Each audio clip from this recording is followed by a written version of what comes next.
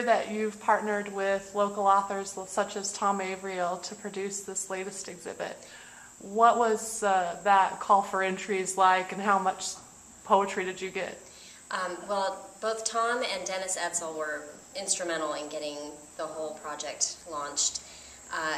Gary Blitch from Southwind Gallery and myself met with Tom in Lawrence several months ago. And I was fortunate enough to get about 200 entries for submissions for the call, and then the whole process of weeding through those submissions started, and we ended with about 22, well, we ended with 22 pieces of poetry that I worked off of. You sort of form a kinship with them when you're working that closely. My studio was spread with poetry, and I would say that I was literally surrounded by inspiration with all of the poems everywhere. So I've read them enough times that I don't think I would ever forget any of them. Do you have a favorite piece from the show, or one that you hope the viewers will really respond to? I hope they respond to all of them.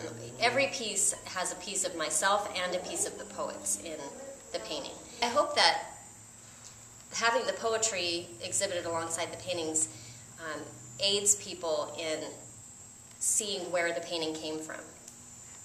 And yet leaving some open to interpretation. Sure, because all of, that's the connection between poetry and paintings, is that I can read a poem and you can read a poem, and based on our life experiences, our emotional states, we're going to get something completely different out of it.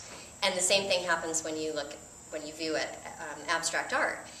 You will feel something different than I will feel, and that's the way it's supposed to be. But if people have something to start with, it sort of opens that response for them. They're able to kind of stop looking for what it is and start feeling what it is.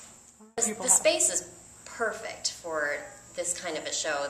The gallery is so well laid out, and so much room for people to really view them the way that they're supposed to be viewed. You can step back, there's room to give yourself space, but yet it's not at all too spaced out. It's really perfect. And what's this piece behind you called? This is Morning Hues, and it was challenging because of the size, but it's another piece that once it all came together, I knew when it was finished. Thanks. Anything else that you'd like to add, or that we didn't talk about? Just that I hope people, come to Topeka and check it out and enjoy the First Friday Art Walks. This is a great arts town, and I hope people can really take advantage of all of the great things that there is to see here in Topeka. Thanks a lot, Jennifer.